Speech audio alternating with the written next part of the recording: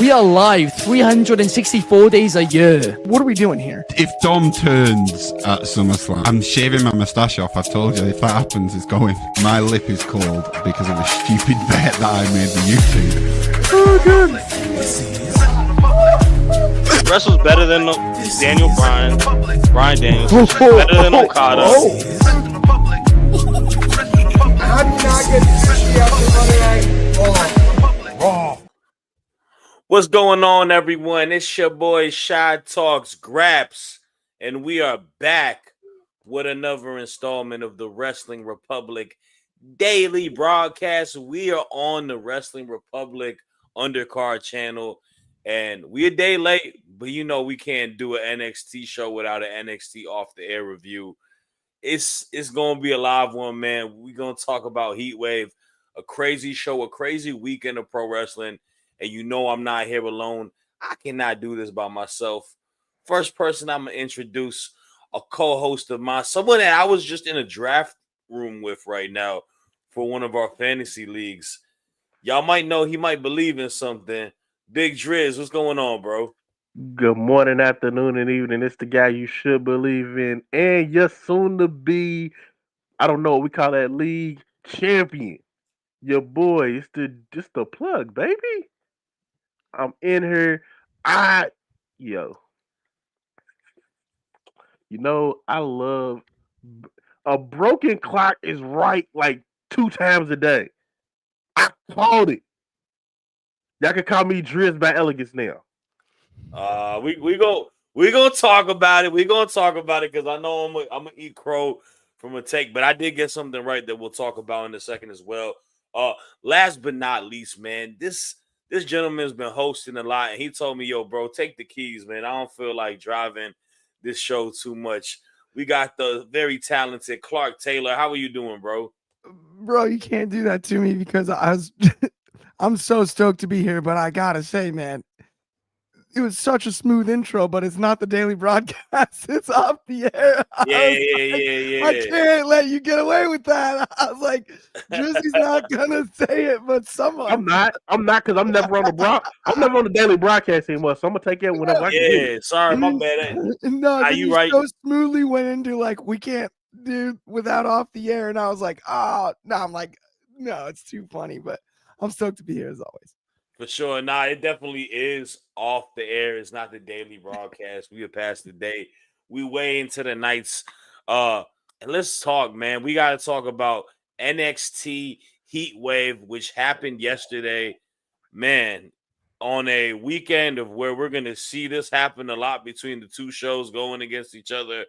NXT doesn't fall short, man. They come back, with a very solid show. And I thought that's what yesterday was, a very solid show. And let's get to the opening match that started off, because this was a match that had all three of us divided. Matter of fact, all three of us picked someone different. But there's only one person that picked the correct winner, and that is myself.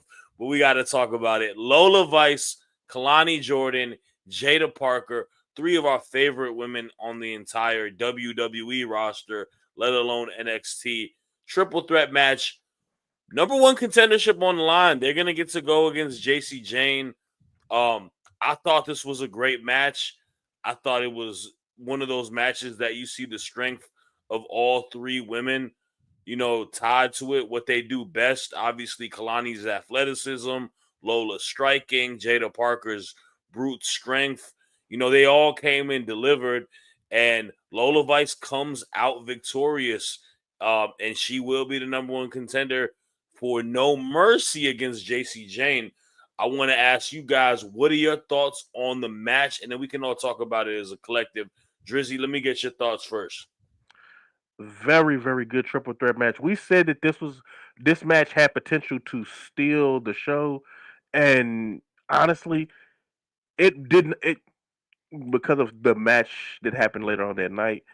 It definitely was close to it. If Oba and Javon didn't happen on this card, this probably would be match of the night. Very good showing from all three women.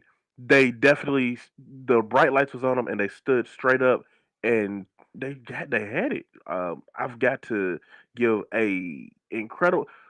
You know, these three women came out of the same breakout tournament. I think the very last breakout tournament we've ever had, and it was just something about that crop of women that was so stacked, and just to see the leaps and bounds they made ever since. All three of these women are certified stars. This very well could have been a main event of anything as well. So again, my hats off to all three women. A special one for Lola Vice, who was able to sneak one out. Just able to sneak one out. But all three of these women have absolutely have nothing to be ashamed of. They did incredible. So proud of all three of them. No doubt. And I definitely have a sense of pride for all three of them because they're kind of like it's one of those situations, man. It's like when you get to see a rookie, right? A Mm-hmm. rookie you really hone into on your team, and you kind Mm-hmm. of see him develop throughout the years, and you see him become a bit of a star player. Yep. You take pride in that, man. Like you're like, or it's like what music artists like you've been listening to from when they was underground, and now Mm-hmm. they hit the mainstream and they popping off. Like the very well could be said for all three of them. Clark, let me get your thoughts, and then we can talk about why I was right in a second. No doubt about that. And I mean, Lola Vice picking up the win is awesome. I do also think that this match was in a difficult position. I mean, for me personally, being on the West Coast, I woke up at 7:45 a.m. was watching AEW by 8:30, and the first match is starting at 8:45 through the rest of the day, then a daily broadcast, then NXT. That many hours of wrestling on a Sunday. So it was almost like an NFL Sunday, and this was the Sunday night game. And this locked me back in really quickly. And that's the biggest compliment I can give to this match. I really think all three women deserve credit because it was a difficult spot to be in for, I would imagine, a lot of fans that were like me that watched all day. And my initial reaction was underwhelmed, and I think that's as a result of the amount of wrestling I'd watched. I was underwhelmed with, oh wait, we're gonna start with this. No way. Then they locked me into the triple threat match right away. And reminded me just how good all three are. Kalani, Jada, yes, you were correct, Shotty, no doubt about that. But all three of these women are sure thing call ups to the main roster very soon. For sure. And no, all right, when I say that I was right, obviously, it's just a bit of a competitive nature when we do with predictions. But I do agree. I think all three women have a it factor to them. A lot is said about Jada Parker. I think she's arguably one of the best women's wrestlers on the mic. And that's in a year where we have Becky Lynch going absolutely crazy. You got Tony Storm doing what she does. Jada Parker's kind of sitting there a little underrated. She's kind of like the Jaden Daniels of women on the mic. You feel weird saying that she should be in that same island as them, but it's like you watch the game tape, you're like, man, she kind of got as much talent as a Mahomes, as a Josh Allen, or Lamar Jackson. I Mm-hmm. mean, I think Jada might be actually the best on the mic of any of the NXT women currently. For I sure. would argue, and then not only that, you look at the main roster there, outside Mhm. of Becky, what we saw today there, that back and Yeah. forth. I don't know many people that could go toe to toe with Jada. I, Oh, I you're not finding too many. I think we're in a situation where it's definitely she's set in stone, like you mentioned, best in NXT. It's talking about the other places right now and how Right. what's the measuring stick for that. So, but obviously, and then also, benefits with her also being good and sound in the ring. But yeah, man, like I said, man, I was right. I'm very proud of Lola Vice. I think Lola Vice has had one of the most underrated years in women's wrestling for what she's done. She's been in positions whenever they need her to do, whether she's got to do tag team work. But like now you see she's such a star that they throw her on AAA cards, right? And they let her be in these big time cards, and she's shining bright. And that's even a division over there that a lot of people kind of know, but we don't know. But I see her kind of, even if they put her even there like full time on the cards, she could probably be the top girl over there on top of being one of the top girls in NXT. So it shows that they see the marketability in her. And I think we talked about it, man. Like, I truthfully think that she's something different from these, women that came from the mixed martial arts space into the WWE, because she's got the charisma. And that's, with Shayna, with Ronda, with someone like Marina Shafir, they all kind of feel the same. They're like badasses. They're tough as nails. With Lola, she's tough as nails, but she a pretty girl. She dancing, she's having fun. She's cocky. There's a depth of character with Lola. I think that like Ronda sort of captured that in the beginning, because I think that's sort of what Ronda captured in MMA in general. But then by the time Ronda needed to be a pro wrestler, it was like that. She just couldn't do it. She couldn't cut it off. We'd already played that game, right? We used the juice that was left of that. Lola Vice has become a professional wrestler, right? Like she's an MMA fighter and always will be, but she's adopted the pro wrestling style, and her personality lends to it. There's a depth of character. You know who she is. Yeah. In a really cool way.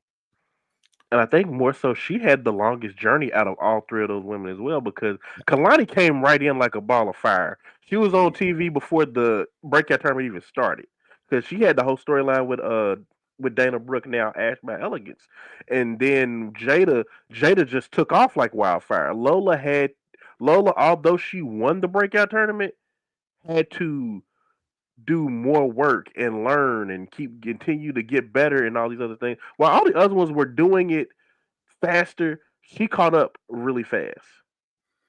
Yeah, man. And we're in for a treat, man. I'm really excited for her and JC Jane. Oof, they are tugging my heartstrings with that one, because they don't know who I want to win that one. I'll have to think on that one a little bit. But yeah, man, it's going to be exciting. And yeah, congratulations to her. Congratulations to the other ladies to do it. I'm also excited for Jada Parker and Lash Legend. I know that's going to be a tough one for Mr. Martin over here. It's tearing up my heart when I'm with you. When you type of oh man. Oh man. All right. Well, let's get to the next topic at hand, because we had a match following that one. And this was for the tag team titles, man. This was the Honk Honk Boys, Hankiff and Belly Boys. The Belly Boys, as they call them, versus Dark State. And this is the funny part of it. They mentioned it before the match started. They're like, well, which two of these guys are going to wrestle them, right? Like, I was like, yeah, which they never really told us what two was going into the tag team match. And that's how you do it.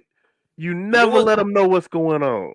You know what they should do? Honestly, I would rotate them within teams, but like, how this is what their entrance should be.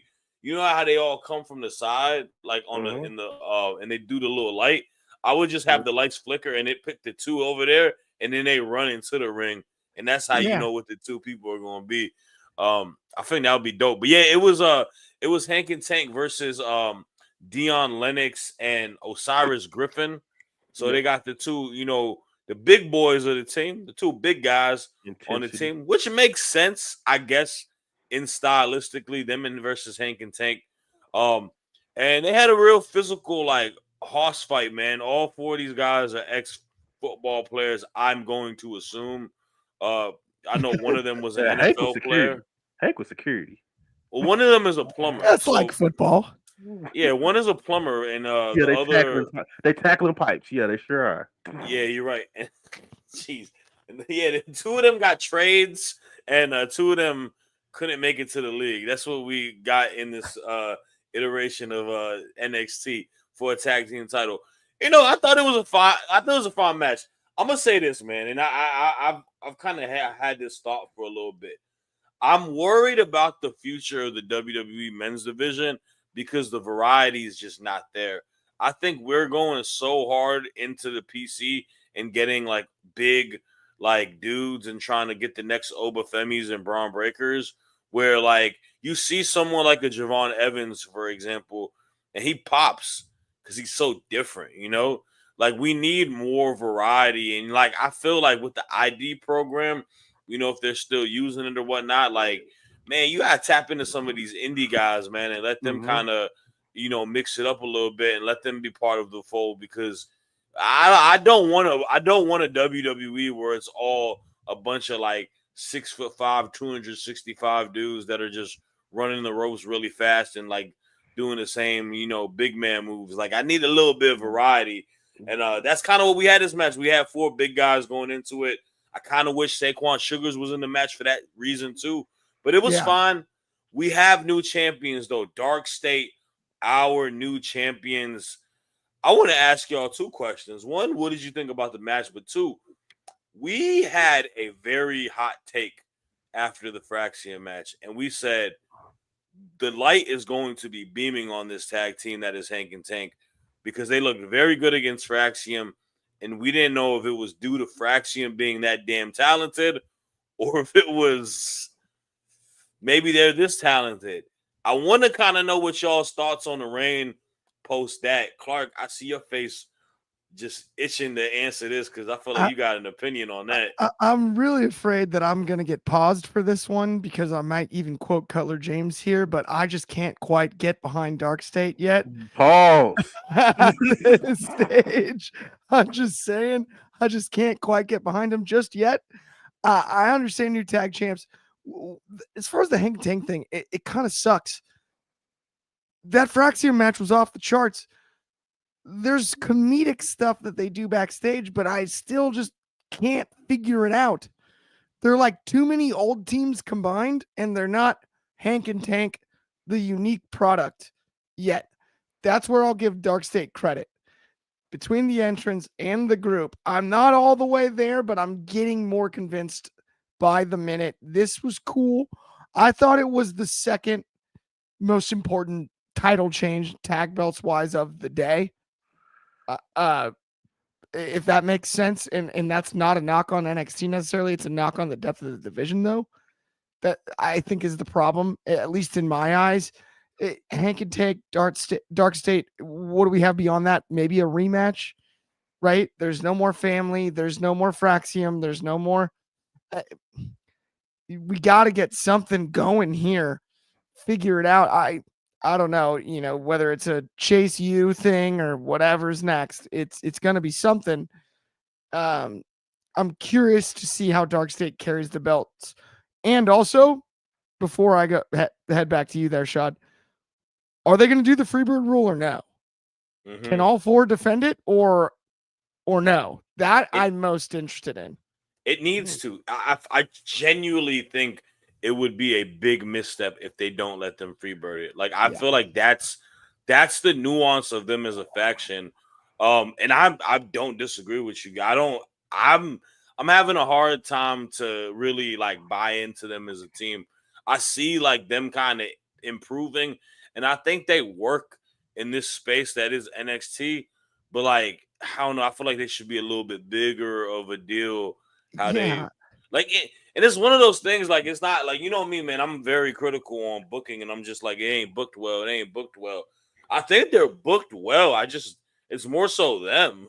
I feel like I probably say this too often, but I feel like if we're gonna criticize any part of the booking, it's like they should be meaner. Like the aesthetic is mean, all of that. Like they're they funny, and now they're trying to, like you mentioned, they're trying to make them funny now because now you got Cutler James. It's saying a bunch of pause stuff and the purpose of it. But it's just him. They're not doing it with everybody. They've already. Saquon's funny too, though. It's kind of, but he was already put out there as a wild card, the outcast. So he's kind of like Dean Ambrose-esque. That would be the best way to do it. They're kind of the Shield right now with an extra guy. Yeah, and because I definitely see it in Osiris being like your Roman comparison. Though. I mean, it's kind of what what you see. You get your Dion. I keep on calling him Dion Lewis. Dion Lennox is your Seth Rollins. Osiris Griffin is your Roman Reigns. Saquon is your Dean Ambrose, and then you got Booty Man, Cutler James. Not Booty Man. All right, I'm gonna go into the match. The match, I've disliked Hank and Tank's reign. But when you get to these big matches, they really know how to cut it up. I don't think they know how to TV wrestle and make it captivating. It just kind of you get a boring match. You get the same old with them. But I don't know what it is, but there was something between Dark State and Hank and Tank that just it kind of cooked a little bit, just a little bit. I'm not saying it was a great match or anything, but it definitely was a match. It wasn't bad. It was serviceable. I just as much as y'all trying to sell me on this whole Freebird rule for those belts, I kind of don't want to see it because the division's already in shambles. Like, who are they gonna freebird against? There's nobody in that. They all kind of serve the same purpose, so I don't really see a purpose of freebirding it. It's not like you get Saquon and Dion and they give you a different dynamic. They're all still kind of big beat 'em up guys, so I don't really see the purpose in freebirding it. But definitely let Dion and Osiris try to help be the big badge for a division that is in need of rebuilding, just trying to get them back on the right path so we can get back to the world of the days of DIY, not FTR, but the revival, uh, the ascension to a certain extent, the Lucha Dragon, like back to those days of really good tag teams. For sure. And yeah, we'll have to see what comes up with it. Like I mentioned, yeah, they kind of destroyed a lot of teams, Hmm. and I don't know. I guess we'll figure I who mean, they go my against. only last thing I want to add before we move on about the Freebird thing, I think the only Sure. reason really to do it is the logical thing if they don't is for the other two, Saquon and Color James, to be challengers for the belts. Why would they not want to win them themselves? Right. And Well, like, that in WWE fashion, they will break up. yeah. So I feel like it'd be too soon, and that's why I think the Freebird rule fits there at least. For sure. All right, let's get to the next match because this is the one where I got to eat crow a little bit. This was a TNA Knockouts Championship match. We had our double champ, Miss JC Jane, Double J herself, Masha Slammer bitch. Masha, my bad. Slammer Did you bitch. do that on purpose? Yeah, I did it on purpose, of course. Miss Masha herself, she be slamming girls. And then last but not least, we got Ash by Elegance. I can't even call her maiden name. It Mm-mm. is Ash by Elegance. And Ash by Elegance defies the odds, man. A couple years removed from being released from WWE, she's back in NXT, the last place that she was doing work in, and she's victorious. She wins a title on a premium live event. This was a fun match. I think all three women did what they need to do. You had a lot of shenanigans between the factions of Fatal Influence and the Elegance brand. Um, but man, Ash comes out with the dub, wins in heel fashion, gets the pin over Masha, which is, I think it makes sense. I think this is our, send off from NXT doing anything tied to the Knockouts division. Maybe these two women feud with each other. And Ash wins, man. And you know what? I apologize. I apologize, Ash by Elegance. I will no longer call you that name. You deserve praise today. And to see everybody in the wrestling space excited and happy for you, it must feel good. The Elegance brand all decked out in gold. It must feel nice. But just remember, there will be a day. There will be a time. Somebody will knock on that door. And I don't know who it may be, but they will take that title off of you. And whoever does that, I will be their biggest fan because I don't like seeing you have great stuff happen in your life. But to that, congratulations. Do what you need to do. Drink all the Sauvignon Blanc that you want to drink. Have a ball, man. You do you, boo boo. That's hard to After follow, 10 years, Sean. after 10 years in this industry, she went from teaming with Emma in NXT, a team that very well could have been NXT, could have been the thing that kicked off women's tag team in NXT at that point in time, to teaming with Charlotte and being her mini. And another storyline, like there's been so much start and stop with the artist formerly known as Dana Brooke, now Ash by Elegance, that it is absolutely good to see all the work she's done over the years. Even the work in NXT when she was with teaming with with Kalani. She's like had so many starts and stops, and you can see that the potential is there. And going to TNA may have been the best thing she ever did. She got a chance to reinvent herself. She got to be the sexy, athletic woman that she always has tried to be in WWE, and it really feels justified that you get to come back to the place you started and win a major world title. Because the Knockouts title is a nationally recognized world women's title in front of NXT fame in the world you came up in. So it really is a full circle moment that I'm hoping that she got to truly enjoy, get to take in because she deserves it. That match it was very fun.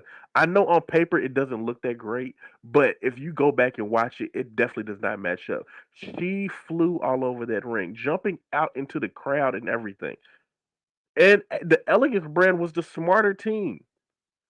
Cause come on now. You didn't expect Jasmine and Fallon to be smart enough to not get caught cheating. They got caught cheating. It's a triple. I know it's a triple threat, man. There's no DQ, but you don't get caught because the get them out of here. And that's exactly what happened. And once you get rid of new fatal influence, the world is their oyster. So again, congratulations to the Elegance brand. Currently the top of all of TNA's knockout division. They are the knockouts women's tag champions and the knockouts women's champions. So congratulations to them.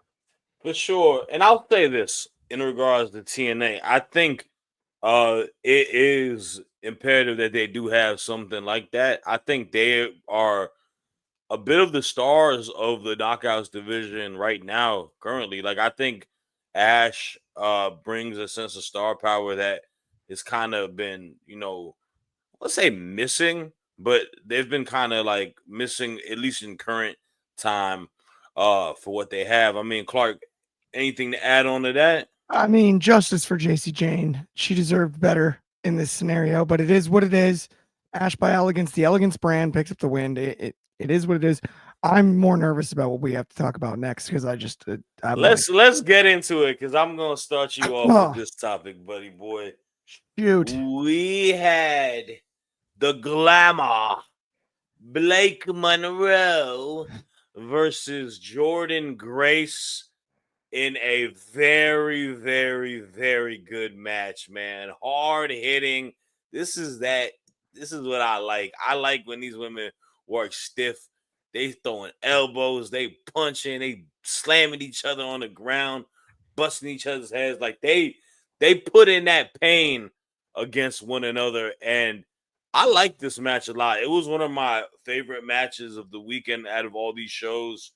And yes, Blake Monroe comes out victorious. She beats her foe, JG.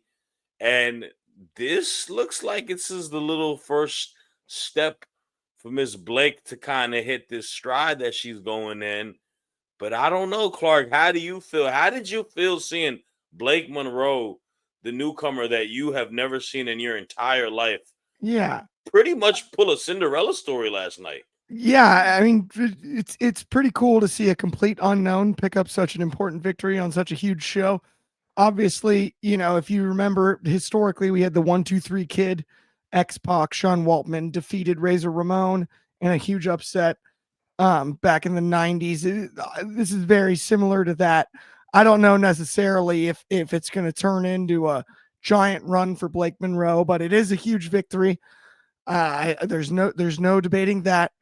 There's shenanigans obviously involving the turnbuckle and whatnot. There was some cheating there. I think the athletic commission might need to get involved, take a look at the tape. Jordan kind of got robbed in this situation, honestly. So I don't know how much weight or stock I put in this victory. But at the end of the day, for a hot new upstart that nobody's ever heard of, Blake Monroe does continue to pick up victories. We'll obviously see, from here how it goes for her, right, Shad? Yep. And you know what, man? She is going to be a world champion sooner than later, bro. I feel like that's gonna be the day you will crash out like crazy. I will say this, man. It's almost like a Rocky story. Fernando Zayas is saying Buenos noches, Clark, to you specifically. I guess me and Drizzy we're not here. It's all good. Nah, he said, "What's up, Chris?" He saw you on. What's going on, buddy, man? We got Fernando's, man. He's sorry I'm late. Hey, bro, it is never too late. We're on a different. Actually, you're early. It's Monday. We normally do Tuesdays. Yeah, the net of it is Blake Monroe stole a victory, and we'll see. Obviously, it's too early to tell, I think. Just a prospect, Yeah. Drizzy, I ask you, man, what are your thoughts on the match before we get to the next topic? I was not a fan of how fast this match was rushed. But one thing but I did say this was going to be a really good wrestling match. Just we're backed ourselves into a corner now. What do we do with Jordan? Is Jordan gonna keep losing all the big matches? Are we gonna give her that like early 2003 Chris Jericho? You can't win the big ones. I mean, I do not like that at all, but there may be a story that we're just not seeing at the moment in time. As far as Blake Monroe goes, the future is bright for her. She is very, very beautiful, but she does not wrestle in a beautiful manner. It is very ugly. Shit gets hectic real quick with her, and that is the one thing I am happy she did keep from AEW is that vicious, mean, conniving, evil streak. Like so, it's something to build on. Yeah. Wait, Jordan Grace was in AEW? Yes, she was. Yeah, that's what I mean. That's who you're talking about, right? Because Blake Monroe wasn't in AEW. Was Jordan Grace in AEW? Nah, she was never in AEW. Yeah, she wrestled a match in AEW. She wrestled one match and then TNA. Yeah, she wrestled in AEW. Did she really? She was it was All In, the first All In, but that wasn't technically AEW, right? Oh well, count the basket. They own it, so I'm gonna say it is. Count the basket. That was like just a stand. Maybe and the foul and one. Anyways, I mean, you know what is crazy though? Whatever this individual is, if she was previously in AEW or Whoever not, she is. Nah, but I like it. I do agree. It could have been a little bit more to it, but it is what it is. I'm curious to see what we go with Jordan Grace. I don't know if we see her much longer in NXT. To be honest with you, she might get a little bit of a call up. So we'll see. But let's talk about some North American warfare.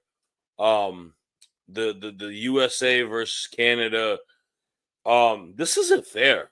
We didn't ask for these representatives on the US brand, okay? Representatives. Representation. All right.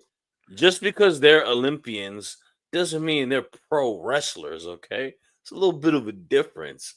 But we had the very talented Tavion Heights and Tyra May Steele versus Ethan Page and Chelsea Green.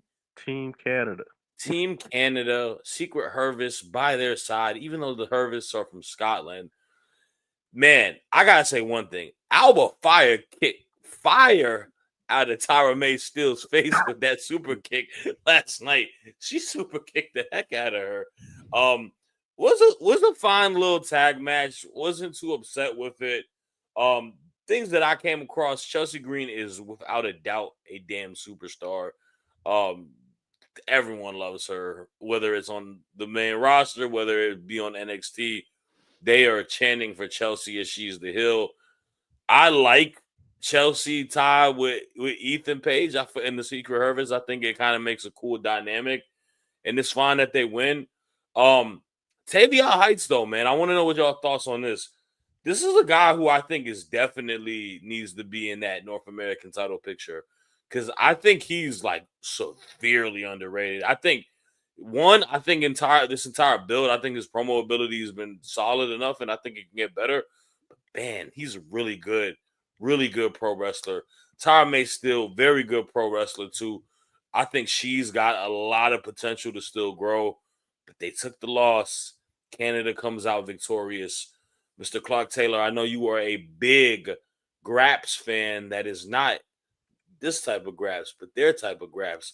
How did you feel how they did, and what did you think about the match? So I am in complete agreement with you on Tavion Heights and Tyra May Steele. Tyra May, I think, is a little bit earlier on in the journey. I think Tavion's like ready. And I didn't really realize it. This match made me feel a lot better than I have over the last couple years. This entire storyline about Tavion Heights, I think he's like, whoa, got something figured out, and I'm not sure exactly what should be next besides a direct singles rivalry with somebody like Ethan Page. That makes the most sense to me. Of course, I hate seeing Canada beat the US. That's no fun. But at the end of the day, if that's what comes from this, then it was all worth it, because I think that's the next logical step for both, and it makes perfect sense. Sure. I think it was one of those litmus tests to kind of see what they can do, especially being able to go in a match with these two individuals as talented and TV stars as they are. So, I think they did well. Drizzy, what are your thoughts, man? Did you think they did anything that made you pop out and feel like they got the next level? And what is your thoughts on the winners too? Ethan and Chelsea look so good together. The chemistry is through the roof. Comedically, they have incredible timing. They have so much entertainment value.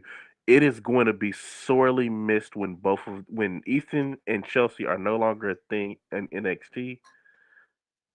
The match itself, it served its purpose.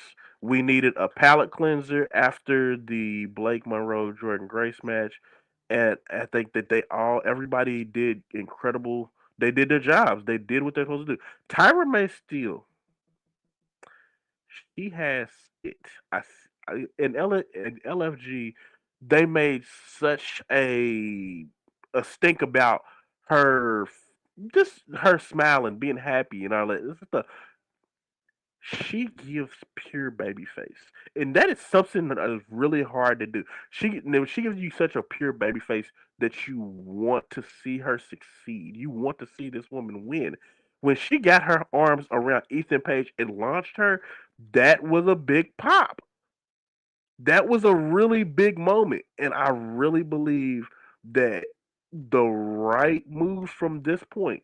Yes, she took this loss, but I think she still won at the end of it, because now, oh, we want to see her win. We want to see her get her hands on Chelsea. We want to see her succeed in any and everything that she does. She truly, and not too many can do it.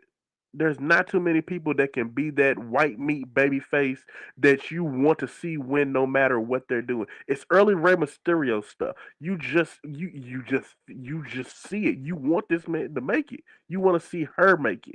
So Tyra May has a bright future, and I was critical about a lot of the moves they were making with her, but the reaction that everybody had to her in this match shows I was wrong, and I'll take that one right on the chin. For sure. Yeah, I think she's got a good trajectory. Um, and I'm curious to see what comes along with them. I hope they don't have to like just make them Olympians. Like I hope there's a little Yeah. bit more character depth No, to they don't them. have to do that. And then also shout out to Tyra May with the Kurt Angle gear, because she had the Kurt Angle gear with the gold on the side. It's like, look at you throwing it back.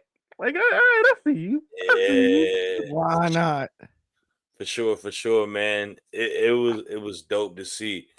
All right, let's talk about this main event, man, because this was definitely potentially match of the weekend on a night with incredible pro wrestling throughout all the companies, especially WWE and AEW.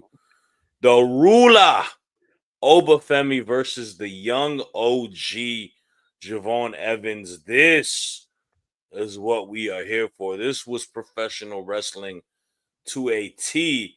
And I gotta just say this, man. If you want to feel optimistic about the state of the WWE men's division and what it can build for the future, look no further than this match, because I think Obafemi and Javon Evans have solidified themselves as main stage guys whenever they choose to get onto the main roster. The ability of just incredible pro wrestling and just telling a story and high flying, physicality, crazy spots. They did it all last night. And Obafemi, man, he is having one of the most amazing character developments throughout his career, but just a great storyline and a great title reign. And Javon, man, it's one of those cases where like he's gonna get knocked down. He's gonna get back up. He is the epitome. He's the ultimate underdog babyface that you want to see. And I am oh so confident this will not be the last time these two gentlemen face off. There has to be a match where they go off again. And Javon Evans, without a shadow of a doubt, will be the man to dethrone Obafemi. I mean, what do y'all think, man? Am I talking crazy? You are not crazy in any way, form, or fashion. I don't know what is in the water in North Carolina wrestling, but to put out a product like Javon Evans and that man got bouncy on Obafemi. There was a good 4 minute stretch where Obafemi didn't know whether he was coming and going, and that is something we have never seen from that man, especially with somebody who was the size of Javon Evans. And I'm not talking about the height size. I'm just talking about the weight size because Obafemi overpowers a lot of his people.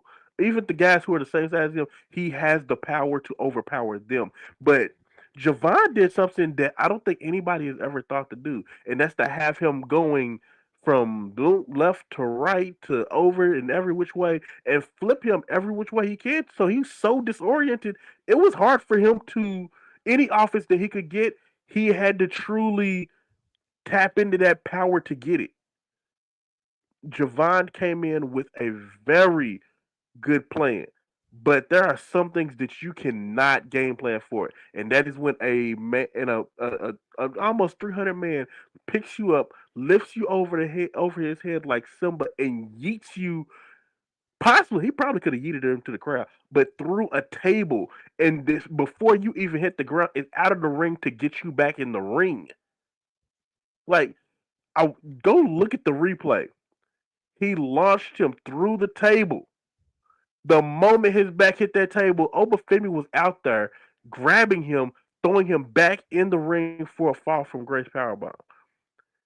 There's just some things that you cannot game plan for, and that was one of them. That is the only thing that Javon Evans. That's the only issue with that match. Javon just cannot. There's some you have to wear him down a lot more than what he did, and Javon has the blueprint for it. Javon drew the blueprint for it on how to beat Obafemi, and but take your hats off to Javon Evans. Put on one hell of a show. He will be an NXT World Champion, and I agree. He should be the one who takes the belt off of Obafemi. For sure. And it is going to be exceptional. But I say that to say this because I built this up for you, Clark. I'll lose my mind, and you know exactly what's about to Post happen. match. I will It's not lose. Javon Evans who faces off of Obafemi. It is a man from New Orleans, a Mr. Ricky Saints, who told Javon that he wants him next if he wins the belt. He didn't, but he goes face to face with Obafemi. I ask you, what are your thoughts? Okay, you can talk about the match too, first and foremost. But let's talk about Mr. Ricardo Saints and Obafemi as a potential match. And do you think Ricky Saints will be the one that will dethrone Obafemi? Oh man, I'm starting to get a little sick to my stomach even thinking about it. I felt like it was a gut punch. obviously when Blake Monroe picked up the steal of victory against Jordan Grace. And then I saw Ricky Saints step toe to toe with Obafemi. And all I could think is, this has to be the goofiest stare down I've ever seen. And thank goodness it's Obafemi. Because not in a bazillion years should Ricky Saints ever beat Obafemi at anything. He shouldn't beat him at horseshoes. He shouldn't beat him at hopscotch. He shouldn't beat him if they play racquetball. He shouldn't beat him at ping pong, not pool, not nothing. Obafemi retains the title against Ricky Saints, and Javon Evans is the guy that should take the title off of Obafemi before he gets called up. That is an absolute fact. And just seeing that little slime ball, Ricky, the Saints don't go marching in, cruise out to the ring like he's owed something, made me just absolutely sick. There's no way. There's not a stare down that Ricky Saints can have with Obafemi without a pair of high heels or elevator shoes where it at all looks like he could beat him in anything. And it shouldn't happen. It should never happen. The match should happen, but if he isn't thrown through the mat and through the table as many times as Javon was by Obafemi, I will be thoroughly disappointed as a fan because I'm just not buying it. Oh my gosh, man. Cut the guy some slack, man. Cut the guy some slack. This is the top of our division on the men's side. And I will say I think all three men are talented. You also got someone like Ethan Page in the mix, but we do need some more guys to kind of be developed and position in. But nah, man, I'm excited to see what the future is to hold. I will say NXT, man, y'all gotta improve some stuff though, because it doesn't feel like the fine-tuned product we was reviewing from the start of it. I'll be completely real with you. I gotta call a spade a spade.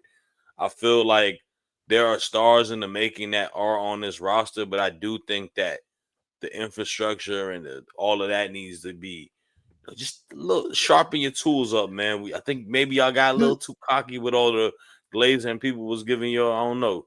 Not to over cliche it, but it feels like the spark is missing, like slightly. It's entertaining, but there's there's just something. It doesn't feel like it's far away, and I think that's what's more frustrating, Shad. Because I agree, man. Like it feels like it's close, but just not what it should be.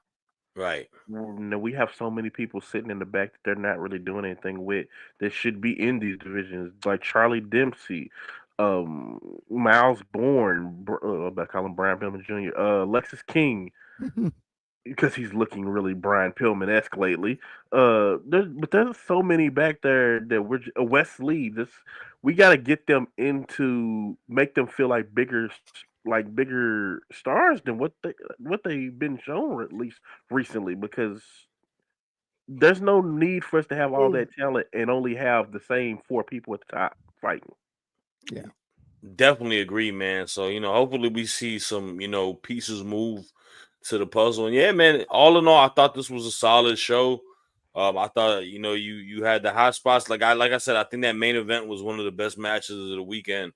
And that is, 100% to the praise of both Javon and Obafemi. And then you had a couple great women's matches in the mix, a couple whatever tag team matches, but nothing that made me feel like the show was bad. So they get my stamp of approval. And yeah, man, we enjoyed it. We will be back tomorrow, same time on the main channel. We'll be reviewing NXT. Myself and Dryzzy. Clark got some stuff he got to handle, so we're gonna hold it for I'm heading to the show in Irvine. I feel bad. I forgot the name of the promotion. It's like a one-off thing, but John Morrison's on the card. It's gonna be good. Yeah, man. He's gonna see, legend himself, Johnny. Insert wherever promotion he's part of. I want Taya gonna be there. Hey, yeah, she's not booked on the card, but I believe she'll be there. Oh, she'll be there. She's thicker in real life. For sure.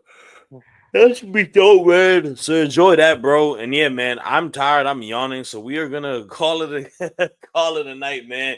Thank y'all for rocking with us, man. We will see y'all tomorrow, and Remember, watch the daily tomorrow too, because we will be talking Monday Night Raw. Y'all be easy. Deuces, ooses. We are out. Peace.